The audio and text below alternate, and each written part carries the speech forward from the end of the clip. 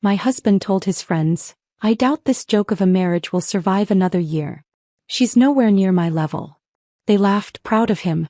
I smiled and said, "Why wait a year? Let's end it today." Then I walked out. That night his best friend sent a message that made my breath catch. "I doubt this joke of a marriage will survive another year. She's nowhere near my level anymore." Dominic's voice carried clearly through the French doors to the patio where I stood frozen with the tray of steaks I'd been bringing out for his Thursday night gathering.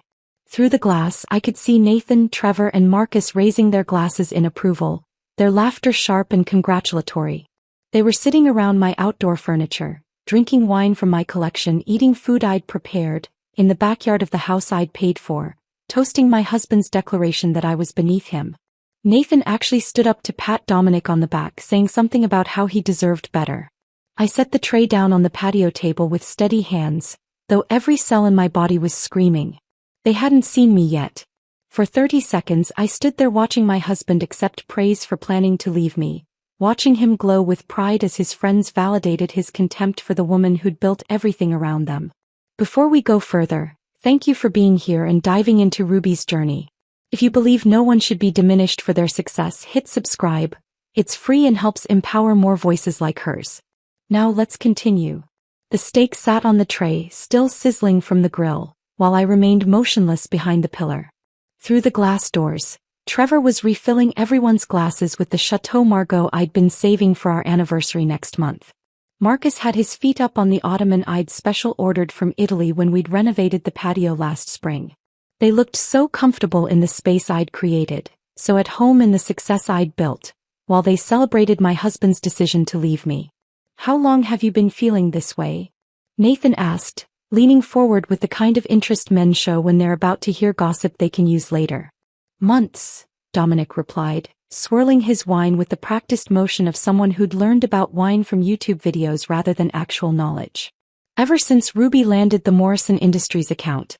She acts like she single-handedly saved the company. The ego on her lately is unbearable." The Morrison Industries account. The one I'd pitched alone while Dominic was at a golf tournament in Palm Springs. The one that had taken 17 meetings, 3 redesigned proposals, and a complete restructuring of our service offerings to land. The account that currently generated 40% of our revenue and had led to 3 other Fortune 500 companies signing with us. "You built that company from nothing," Marcus said, his voice carrying the conviction of someone who'd never seen a single financial report. "She just got lucky with a few good quarters." I watched Dominic nod, accepting this revision of history as if it were fact. As if he hadn't been unemployed when we met. As if I hadn't been running a successful freelance operation that I'd transformed into an agency while he pursued one failed venture after another. The crypto trading platform that lost $60,000. The meal kit subscription service that never launched. The meditation app that couldn't compete with free alternatives. Each failure had eaten into our savings, the savings I'd built, while he promised the next idea would be the one. Trevor stood up to grab another bottle from the wine fridge I'd installed in the outdoor kitchen. "You need someone who appreciates what you bring to the table, Dom. Someone who understands that being a visionary isn't about the day-to-day grunt work. Being a visionary. That's what Dominic called himself at dinner parties while I handled the actual vision of growing our company. He'd corner people with his theories about disrupting industries while I was closing deals, managing staff and answering client calls at midnight. He'd pontificate about leadership philosophy while I led, about strategy while I strategized, about success while I succeeded. "Ruby's changed," Dominic continued, his voice taking on the wounded tone of someone who'd practiced this speech. "She used to support my dreams. Now she just throws numbers in my face. Revenue this, profit margins that. She doesn't understand that business is about more than spreadsheets." Nathan laughed, the sound echoing across the patio I'd designed with the landscape architect. "Sounds like she's become one of those typical corporate drones. No vision, just execution. Just execution." The execution that had taken us from a home office to a downtown suite with 23 employees. The execution that meant Dominic could drive his BMW, wear his designer suits, play golf at the country club, and host these Thursday night gatherings where he apparently discussed how far beneath him I'd fallen. My phone buzzed in my pocket. A text from Sarah, our senior developer. "Morrison Industries loves the new campaign proposal. They're ready to sign the expansion contract tomorrow. You did it again. Tomorrow. I had the biggest meeting of our company's history tomorrow. A contract that would double our revenue and establish us as a major player in the industry. And here was my husband, my business partner, the man whose name sat beside mine on every company document, telling his friends our marriage was a joke. The thing is, Dominic said, pouring himself another glass, his fourth by my count, I've been documenting everything. Every time she makes a decision without consulting me, every time she undermines my authority with the staff. My lawyer says I have a strong case for taking at least half the company, maybe more. His lawyer. Derek Paulson from the country club, the one he told me was just a racquetball partner. They'd been meeting about dividing assets I'd built while I was building them. Smart man, Trevor said, raising his glass again. Get your ducks in a row before she knows what hit her. She won't see it coming, Dominic assured them, his confidence built on wine and the echo chamber of his friend's validation. Ruby thinks she's so smart with her presentations and contracts, but she doesn't understand the real game being played here. The real game. The game where he'd been planning to destroy me while sleeping in my bed, eating at my table, living off my success. The game where he'd convinced his friends and probably himself that I was the lucky one in this marriage. I picked up the tray of steaks, now cooled to the point where they'd need reheating. Through the glass, I watched the four of them, these men who'd eaten at my table dozens of times, who'd celebrated holidays in my home, who'd benefited from my hospitality while apparently believing I was beneath their friends' level.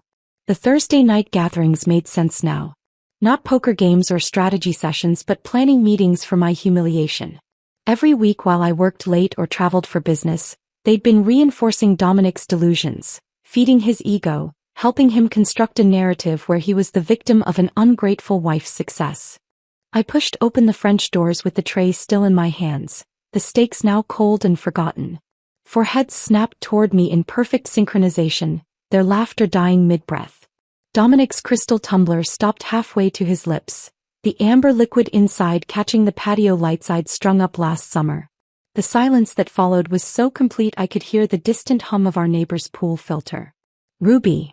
Dominic's voice cracked on my name, transforming from confident storyteller to caught teenager in a single syllable. We were just... Why wait a year? I set the tray down on the side table with deliberate calm, my voice carrying the same measured tone I used when firing underperforming vendors. Let's end it today. I wouldn't want you to endure another 12 months married to someone so far beneath your level. Nathan's face went white. Trevor suddenly found his phone screen fascinating. Marcus actually took a step backward, nearly knocking over the citronella candle I'd lit earlier to keep mosquitoes away.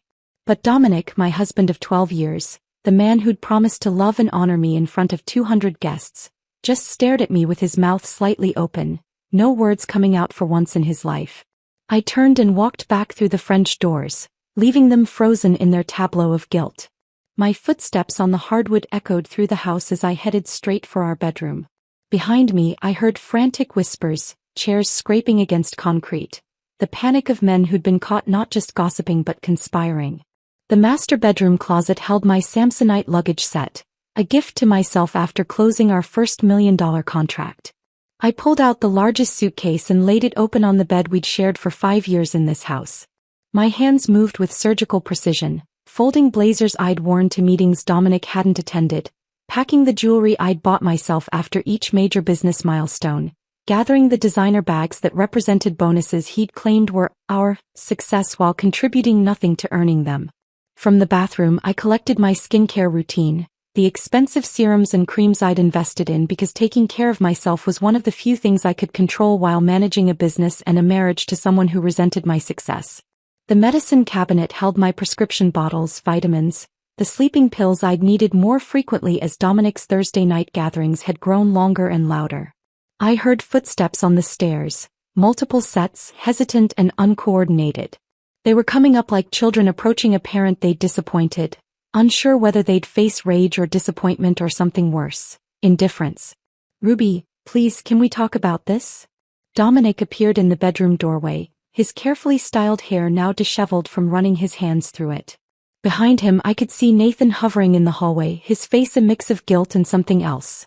Relief maybe? There's nothing to talk about. I zipped my toiletry bag closed and placed it in the suitcase. You've made your position very clear. I'm beneath you. Our marriage is a joke. You've been meeting with Derek Paulson about divorce proceedings. What exactly would you like to discuss? The color drained from his face at the mention of Derek. How did you know about your lawyer? I pulled my laptop bag from the closet, the one containing every password, every client contact, every piece of intellectual property I'd developed for our company. The same way I know about the separate bank account you opened in January. The same way I know you've been telling potential investors that I'm emotionally unstable and hurting the company with my ego. Nathan stepped into view behind Dominic, and something in his expression made everything click into place. The guilt wasn't just about tonight. It was deeper, older, carrying the weight of extended betrayal. It was you, I said, looking directly at Nathan. You sent me that anonymous message an hour ago. Check your husband's Thursday night meetings. You need to know what he's saying about you. Dominic spun around to face his best friend, his face contorting with a rage I'd never seen directed at anyone but me. You warned her. Nathan straightened his shoulders, and for the first time since I'd known him, he looked like an adult rather than an overgrown fraternity brother. I've been sending her screenshots for 3 weeks, Dom. Every message in our group chat where you talked about hiding assets. Every discussion about Project Gaslight.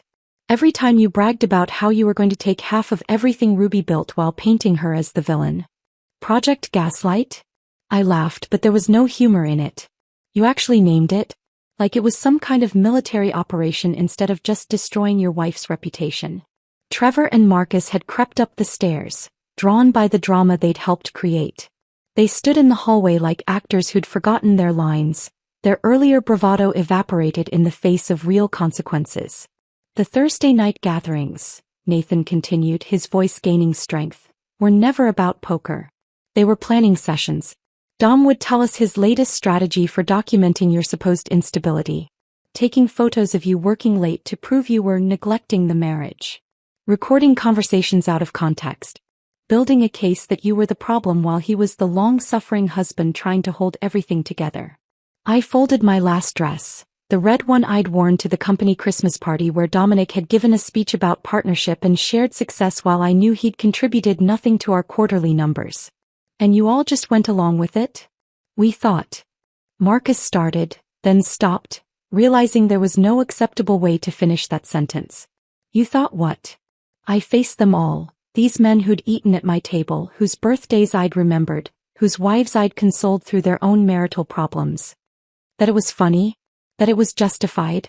That I deserved to be destroyed because I had the audacity to be successful? Silence filled the bedroom, heavy and suffocating. Dominic's hands clenched and unclenched at his sides, his jaw working as he searched for words that might salvage this situation. But we both knew there weren't any. You couldn't unsay what I'd heard. You couldn't undo 3 months of planning my destruction. You couldn't take back she's nowhere near my level, when the evidence of whose level was who stood all around us in the house I'd bought with the money I'd earned. I closed the bedroom door behind me with a soft click that felt louder than any slam could have been. My suitcase wheels whispered against the hallway carpet as I passed the gallery wall of our wedding photos, each frame a monument to promises that had apparently meant nothing to Dominic. Behind the door I could hear raised voices, Dominic turning his fury on Nathan, the very friend who'd finally grown a conscience after 3 months of complicity. The elevator in our building moved with excruciating slowness, giving me too much time to think about what I was leaving behind. Not just the house or the marriage, but the version of myself who'd believed love meant endless compromise, who'd minimized her own achievements to protect a fragile ego, who'd paid bills while pretending not to notice her husband was plotting her downfall with his Thursday night conspirators. The Marriott downtown blazed against the evening sky, its glass facade reflecting the city I'd conquered one client at a time while Dominic played pretend suit. I walked through the lobby with my shoulders straight, refusing to look like a woman fleeing her home. The desk clerk, a young woman with kind eyes and a professional smile, didn't ask questions when I requested an executive suite for a week, paying with the credit card Dominic didn't know existed. My emergency fund, built from bonuses I'd never mentioned because I'd learned years ago that financial independence was oxygen in a suffocating marriage. The suite on the 23rd floor overlooked the business district where tomorrow I'd still have to face the Morrison Industries executives, pretending my life hadn't just imploded. Floor-to-ceiling windows framed the city lights beginning to twinkle as evening settled over downtown. The space was sterile and perfect. No memories embedded in the furniture, no ghosts of better times haunting the corners, no trace of 18-year scotch or false laughter. My phone had been vibrating continuously since I'd left the house. Dominic's name appeared again and again on the screen, the messages progressing through predictable stages. First, the anger, "You're being dramatic. Get back here now." Then the manipulation, "You misunderstood everything. We need to talk." The false apology, "I didn't mean it the way it sounded." And finally the threats, "You're destroying our company with this stunt. The investors will pull out if they hear about this." I set the phone on the marble bathroom counter and turned on the shower, letting the water heat until steam filled the room. Standing under the rainfall shower head, water cascading over me with a pressure our home shower had never achieved, I finally let myself feel the full weight of what had happened. 12 years. I'd spent 12 years building a life with someone who'd been documenting my destruction, gathering evidence for a war I didn't know we were fighting. The tears came then, mixing with the shower water, my sobs echoing off the marble walls where no one could hear them. I stayed under that water until it ran cold, until my skin was pruned and my eyes were swollen, until I'd cried out not just the betrayal but the humiliation of not seeing it sooner. All those Thursday nights when I'd prepared food for his gatherings. All those mornings when I'd kissed him goodbye before heading to meetings he claimed to support. All those presentations where he'd stood beside me taking credit for work he'd never done. I'd been performing in a play where everyone knew the ending except me. By the time I emerged from the bathroom wrapped in the hotel's plush robe, the sun had fully set. The city below looked different from this height.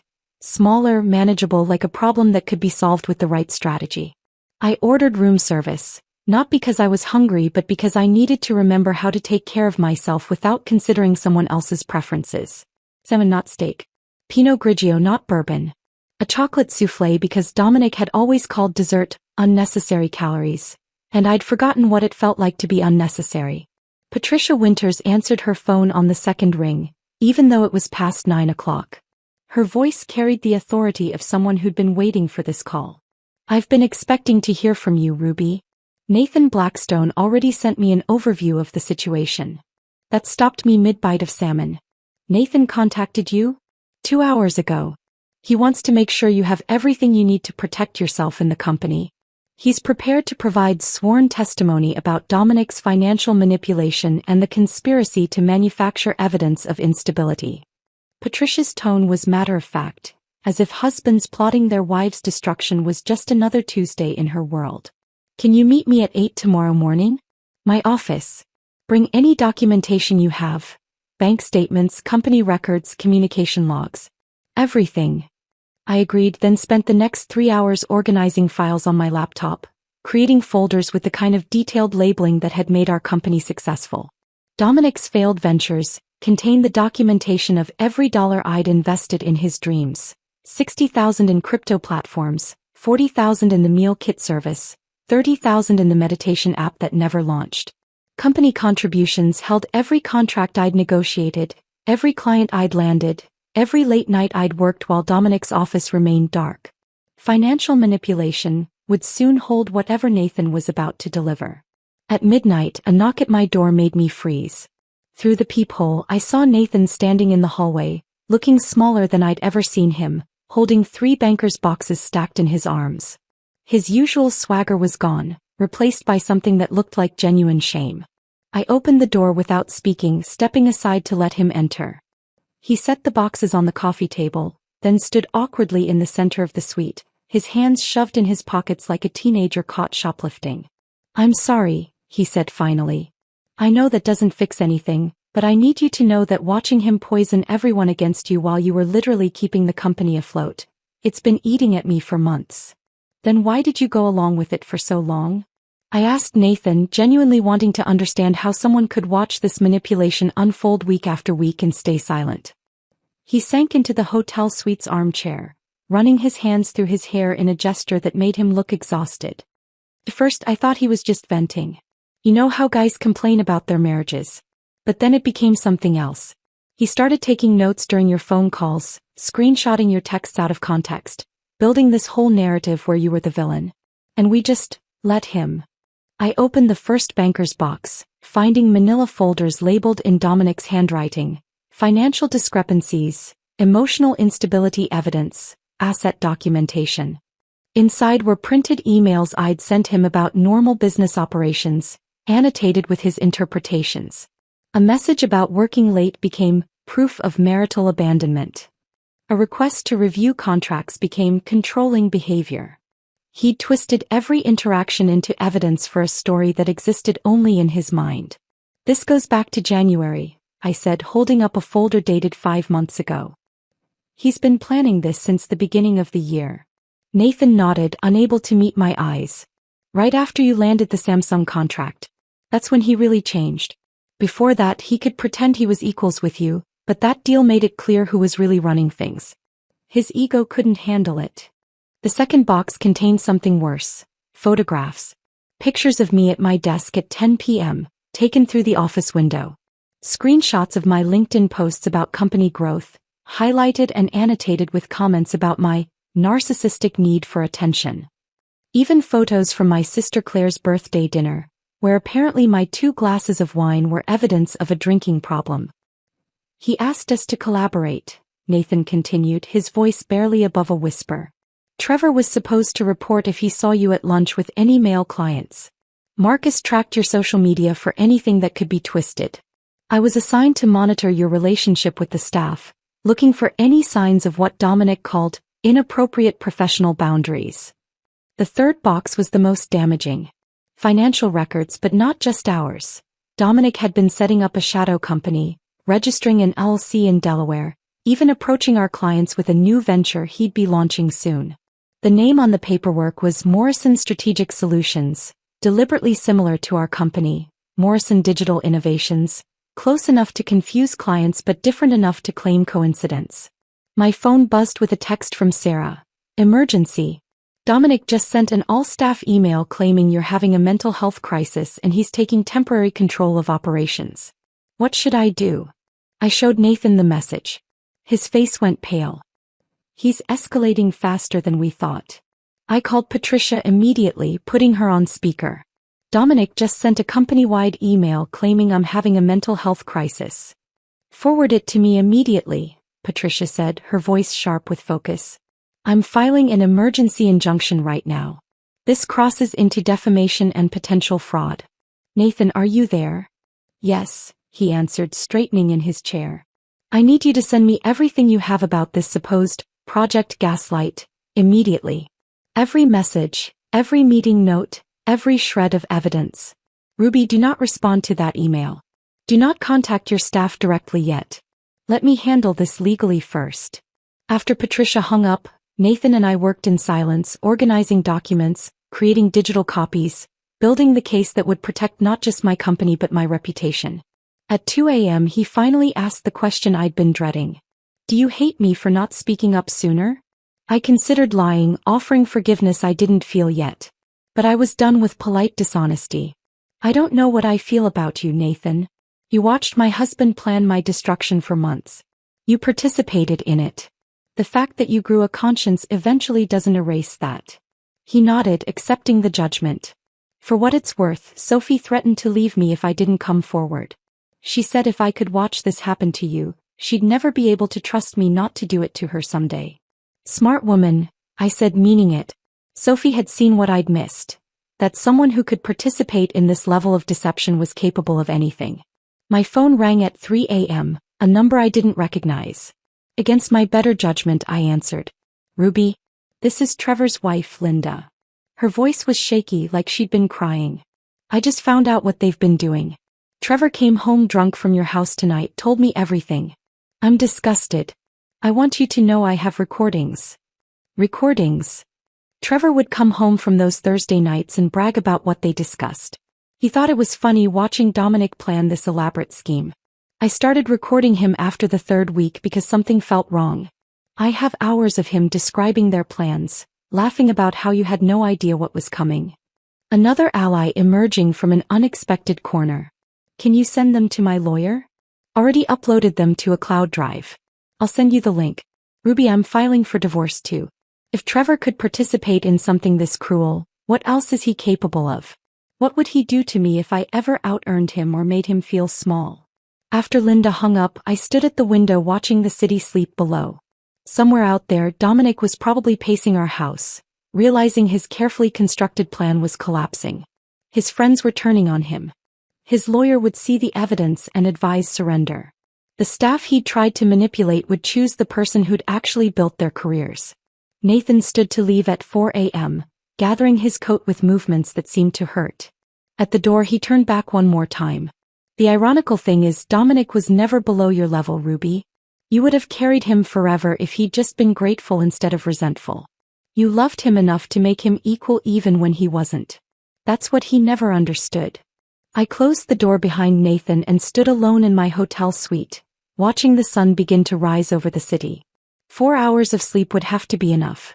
Today's investor meeting would determine not just the future of my company, but whether Dominic's carefully crafted narrative would collapse under the weight of evidence.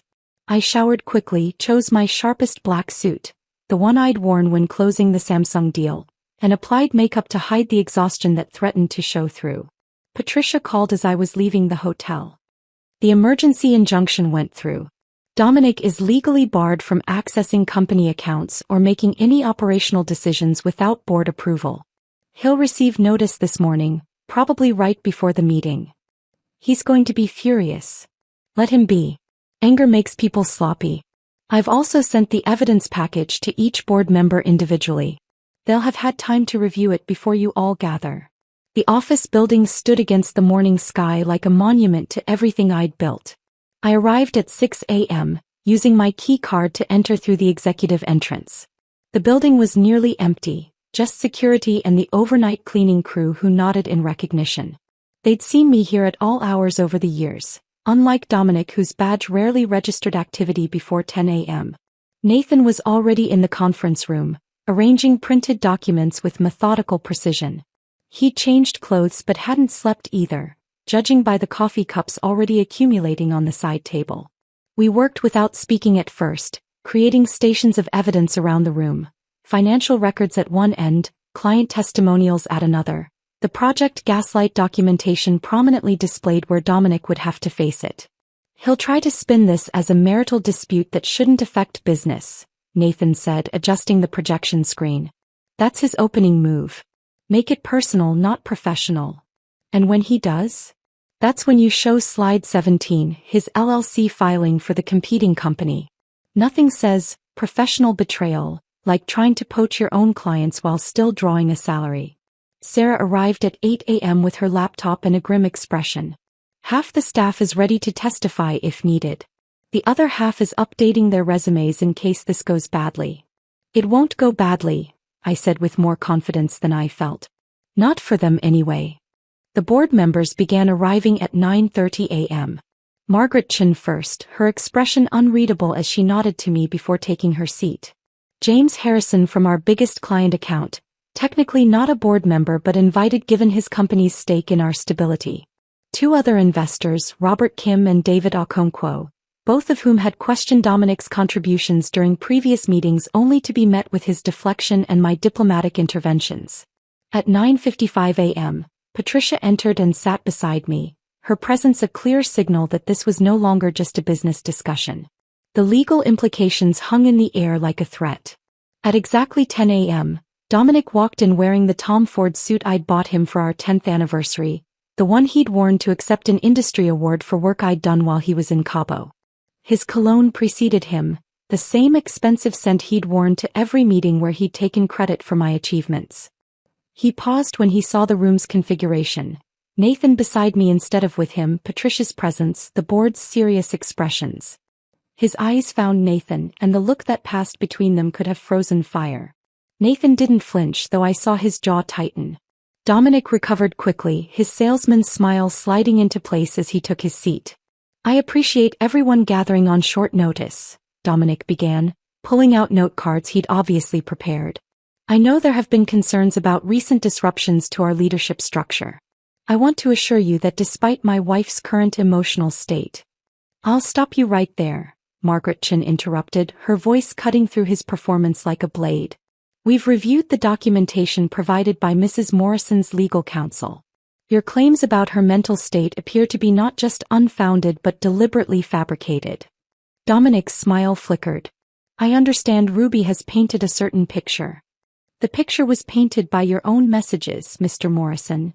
David Okonkwo held up a printed screenshot. This group chat where you discuss Project Gaslight? Where you strategize about documenting false evidence of instability. These are your words, are they not? I clicked to the first slide of my presentation, displaying Dominic's message from 6 weeks ago. Keep documenting everything. We need to show a pattern of erratic behavior even if we have to create it. The room went silent. Dominic's face cycled through emotions. Shock that his private messages were exposed, anger at Nathan's betrayal, and finally, the desperate calculation of someone trying to salvage an unsalvageable situation. Those messages were taken out of context, he tried. Nathan clearly has his own agenda here. My agenda, Nathan spoke for the first time, his voice steady, is making sure the truth is known. For 3 months, I watched you plan to destroy the woman who built this company while you contributed nothing but obstruction and stolen credit. You were part of it. Dominic burst out, revealing more than he intended. You sat there every Thursday participating, encouraging. Yes, Nathan said simply. I did. And I was wrong. The difference is I'm trying to make it right. I advanced to the next slide. Financial records showing every major contract, color-coded by who had actually closed the deal. My column was solid blue. Dominic's was empty white space. Over the past 24 months, I began, my voice carrying the authority I'd earned through actual achievement. I've personally closed 17 major contracts totaling $32 million in revenue. During that same period, Mr. Morrison has closed 0 contracts while drawing a salary of $400,000 annually. James Harrison leaned forward. Ruby, we need to be clear about something. Harrison Tech has never considered Dominic a factor in our decision to work with your company. Every strategic discussion, every campaign adjustment, every innovation has come from you. We've tolerated his presence in meetings out of respect for you, but he's never contributed a single valuable insight. The blood drained from Dominic's face as he realized his largest client had just publicly dismissed his entire professional existence. Dominic's mouth opened and closed silently, searching for words that could counter James Harrison's dismissal. The conference room felt smaller suddenly, the walls closing in on a man who'd just discovered his professional reputation was a fiction only he believed. I clicked to the next slide showing the registration documents for Morrison Strategic Solutions, his shadow company designed to steal our clients. This concludes my presentation, I said, my voice steady despite the adrenaline coursing through me. The board has all the evidence needed to make an informed decision about the company's future leadership structure. Derek Paulson, Dominic's own attorney, had been silent throughout the presentation, his expression growing increasingly grim with each revealed document. Now he leaned forward, addressing his client with the detached professionalism of someone cutting their losses. Dominic, we need to discuss your options privately, Derek said, already gathering his papers. The message was clear. The legal battle Dominic had been planning was over before it began. Margaret Chin stood, smoothing her skirt with deliberate precision. We'll reconvene tomorrow morning to formalize the transition. Mr. Morrison, I suggest you use the time to consider Patricia's buyout offer carefully. It's more generous than what a court might determine given this evidence. The meeting dissolved with the awkward shuffle of people fleeing an uncomfortable scene. Dominic remained seated, staring at the projection screen where his own words about Project Gaslight still glowed accusingly. Nathan paused at the door, looking back at his former friend with something between pity and relief, then left without speaking. That evening, alone in my hotel suite with Chinese takeout growing cold on the coffee table, my phone rang with an unfamiliar number. I almost didn't answer, exhausted from the emotional toll of the day's confrontation. Ruby? This is Linda Chin, Trevor's wife. Her voice carried the tremor of someone who'd been crying. I need to tell you something about what's been happening in your absence. I set down my chopsticks, suddenly alert. Linda and I had spoken perhaps 5 times in 8 years. Always pleasant but superficial conversations at group dinners. Trevor came home from the investor meeting today, she continued, and he was different. He told me everything about what they'd been doing to you, but Ruby, it's worse than you know. Dominic had been coaching all of them on how to handle their wives. He called it maintaining frame and strategic relationship management. My stomach turned. What do you mean, coaching them? I found Trevor's journal. Pages and pages of Dominic's advice. How to document your wife's spending to make her look irresponsible. How to gaslight her about social situations, making her doubt her memory. How to position yourself as the rational one while painting her as emotional and unstable. Trevor's been using these tactics on me for months and I thought I was going crazy. The parallel destruction of marriages. Dominic hadn't just been planning my downfall. He'd been teaching his friends to destroy their own wives' confidence and credibility. A masterclass in manipulation disguised as Thursday night poker games. I showed Trevor the journal, Linda continued, her voice stronger now. Made him read his own words back to me. The look on his face when he realized what Dominic had turned him into. Ruby, I've never seen my husband cry before today. What's he going to do? He's cutting Dominic out completely. He's also agreed to couples counseling, though I'm not sure our marriage will survive this. How do you rebuild trust when someone's been systematically undermining you with coaching from your friend? After Linda hung up, I sat in the darkness of my suite, city lights twinkling below like distant stars. My phone buzzed with a text from Sarah. You need to see what's happening at the country club. She'd attached a photo someone had sent her. Dominic, disheveled and clearly intoxicated, holding court at the bar with anyone who would listen. Even in the grainy image you could see the other patrons leaning away, the bartender's expression of professional patience wearing thin. Barbara Fitzgerald called an hour later. The judge's wife was connected to everyone who mattered in our social circle, a woman who collected information like others collected art. I was at the club this evening, she said without preamble. Dominic's been there every day since your separation became public. Today he was telling people he built your company single-handedly, that you were just a pretty face he used for client meetings. The delusion was so complete that even strangers were exchanging concerned looks. Did anyone believe him? Barbara laughed, a sharp sound that contained no humor. The bartender told me Dominic's rants have become entertainment for the regular afternoon crowd. They call it story time with Dom, and take bets on which accomplishment he'll claim next. Yesterday he said he invented a revolutionary trading algorithm. Today it was a meditation app that Apple tried to buy for millions. The man I'd married was dissolving into a caricature of himself, his lies growing more elaborate as his reality crumbled. Part of me felt the sharp satisfaction of watching karma unfold in real time. Another part, buried deeper, mourned the person he might have been if ego hadn't consumed him. My phone buzzed again. A Facebook message from Emma Rodriguez, Marcus's girlfriend. I'd met her twice at dinner parties, remembered her as quiet but observant, the kind of person who noticed everything while saying little. I need you to know what Marcus was planning with Dominic, her message read. I'm ending things with him, but you deserve to see this first. Attached were screenshots that made my blood run cold. Detailed plans for approaching our clients after the divorce, claiming I'd had a breakdown, offering to maintain continuity through Dominic's new agency. They drafted emails, created a timeline for client poaching, even designed logos that deliberately mimicked our company's branding. But the worst part was the list of employees they planned to recruit, with notes about each person's vulnerabilities. Sarah, single mom, needs stability, will follow the money. Kevin, desperate for promotion, easy to manipulate with promises. They'd studied my team like predators studying prey. Emma's final message arrived as I was processing the screenshots. Marcus doesn't know I have these. I'm sending them to your lawyer too. No woman should have to deal with this level of betrayal. I'm sorry I didn't speak up sooner. The fumbling attempt at corporate theft would have been pathetic if it wasn't so malicious. I forwarded Emma's screenshots to Patricia immediately, my fingers steady despite the rage burning through my chest. The evidence of planned corporate theft transformed our civil divorce into something potentially criminal. Patricia responded within minutes. This changes everything. We're adding fraud charges to our leverage. He'll have to accept whatever terms we offer now. 6 months crawled by with the painful slowness of recovery. I moved from the hotel suite to a furnished apartment downtown, needing space that had never known Dominic's presence. The company stabilized and then thrived without his interference, landing 3 new major clients who'd been hesitant to commit while our leadership situation remained uncertain. Nathan proved himself invaluable as director of operations, his guilt driving him to work harder than anyone else, though I still couldn't look at him without remembering those 3 months of complicit silence.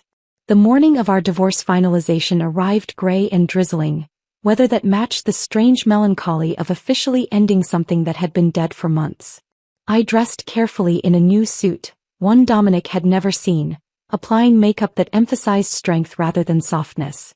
Patricia met me in the lobby of her building, her expression professionally neutral but her hand briefly squeezing my shoulder in support.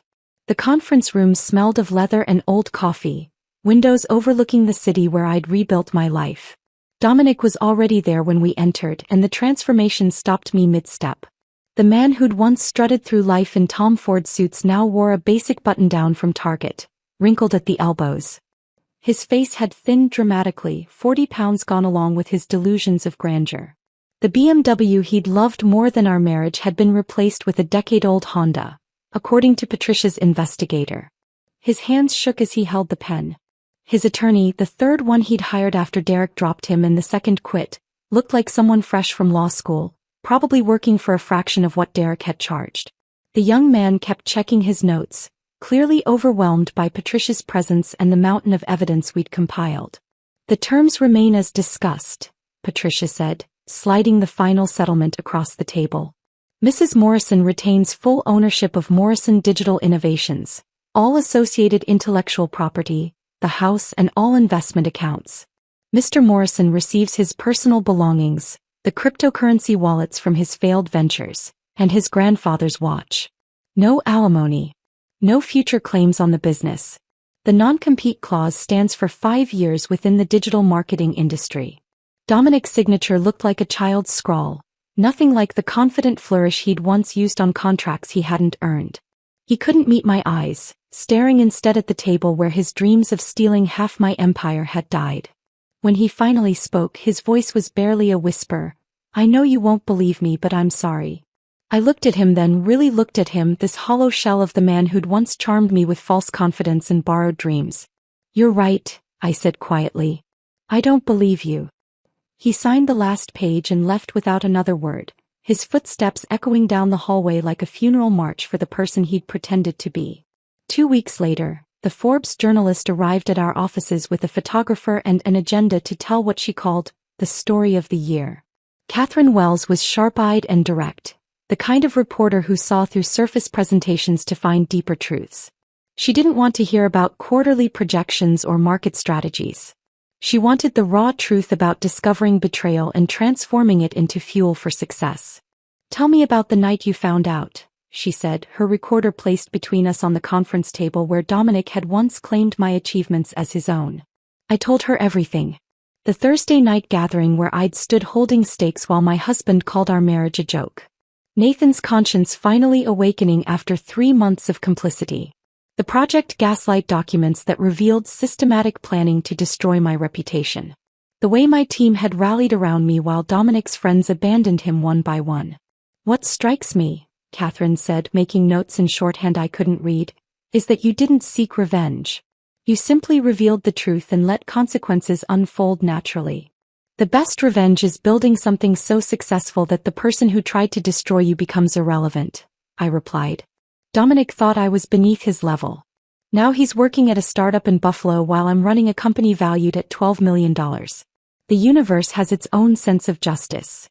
Her article would run with the headline, "How Ruby Morrison Built a Digital Empire While Divorcing Dead Weight," and reached 2 million readers in its first week.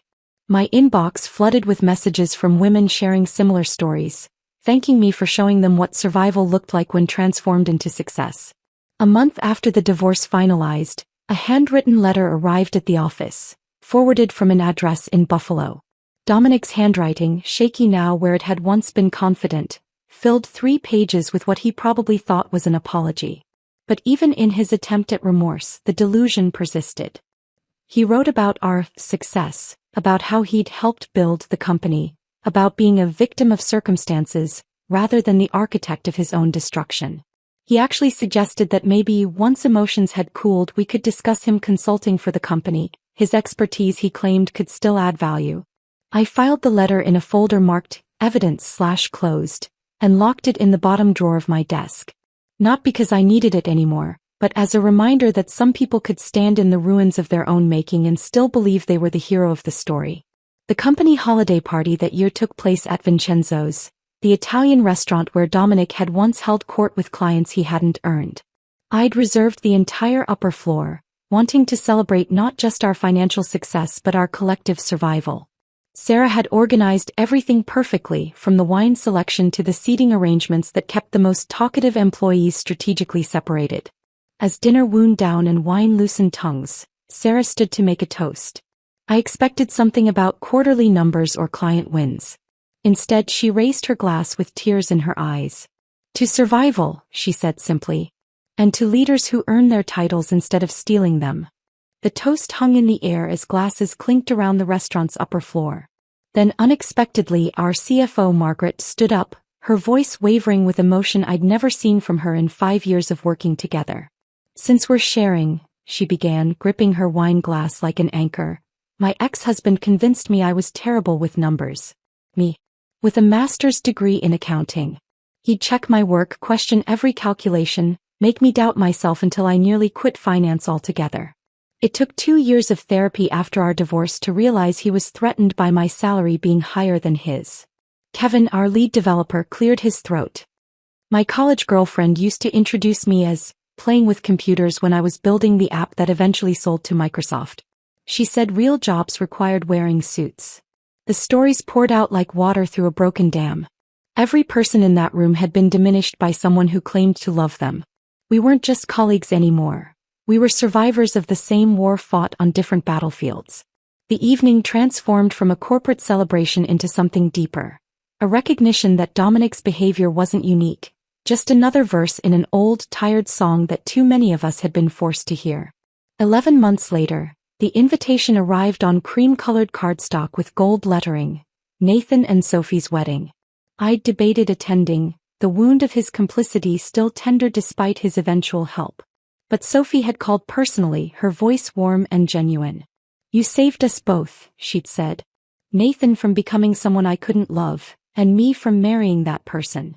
The ceremony took place at a vineyard outside the city, rows of grapes stretching toward mountains painted purple by the setting sun. I sat 3 rows back, close enough to see but not so close as to claim a friendship we no longer had. Nathan looked nervous in his navy suit, constantly adjusting his tie until Sophie appeared at the end of the aisle, radiant in simple ivory silk. During the reception, after the traditional toasts from family, Nathan stood unexpectedly, tapping his champagne flute for attention. The tent fell silent, 200 guests turning toward him with expectant smiles. But his eyes found mine across the room and I knew this speech wasn't for them. Before I talk about Sophie, he began, his voice carrying the weight of practiced words, I need to address something. 11 months ago I participated in something shameful. I watched a friend plan to destroy his wife's reputation and career, and I not only stayed silent, I helped. I took screenshots. I documented conversations. I enabled a man's delusions because it was easier than confronting the truth. The silence in the tent became absolute. Sophie stood beside him, her hand on his arm, her expression proud rather than embarrassed. Ruby Morrison is here tonight, Nathan continued, and head swiveled to find me. She built an empire while her husband planned her downfall. She showed grace when I finally found my conscience at the 11th hour. But the real hero of this story is my wife, Sophie, who told me that night that if I didn't warn Ruby immediately, she would leave me. She said, and I'll never forget this, if you can watch this happen to her, how do I know you won't do it to me someday? The applause started slowly, then built to something thunderous. Sophie kissed Nathan's cheek, whispered something that made him smile, and I raised my glass in acknowledgement of an apology I hadn't expected but somehow needed. Later, as the band played and couples swayed under string lights, Sophie found me at the bar. He tortures himself about those 3 months, she said quietly. Wakes up sometimes asking what would have happened if he'd spoken up sooner. What happened happened, I replied, meaning it. We all got where we needed to be. 3 weeks later, planning Mom's 70th birthday party became my focus. The country club's event coordinator, the same woman who'd handled Dominic's and my anniversary party 2 years ago, didn't mention the irony as we selected menus and flower arrangements. The grand ballroom would host 80 guests, 3 generations of Morrison women and the people who'd supported us through triumphs and disasters. The night of the party, Mom stood at the center of the room in elegant navy, surrounded by her sisters, my cousins, my teenage niece Lily who'd just won a coding competition. Looking at them, I saw our family's evolution.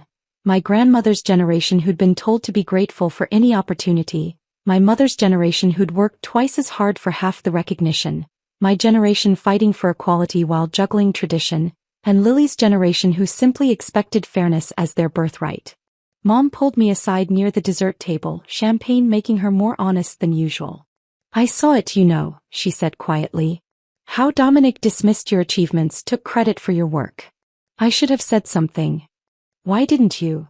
She looked across the room at my father, steady and supportive after 45 years.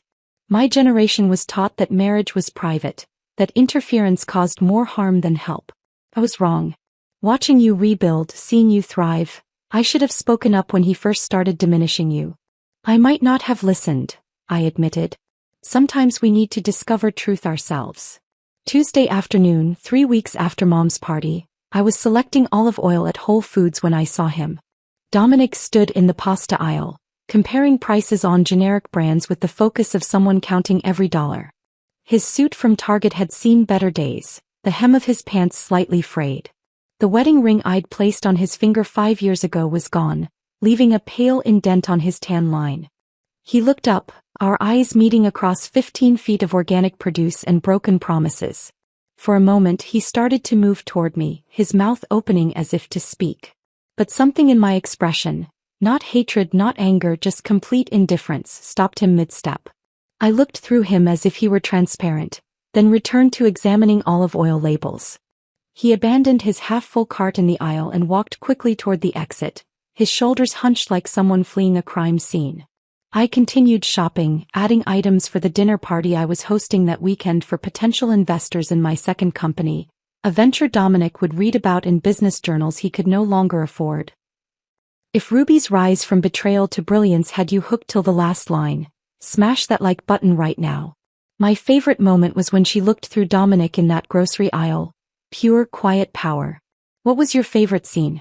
Tell me in the comments below. And don't miss more stories of strength, justice, and sweet redemption. Subscribe and hit that notification bell so you never miss an upload.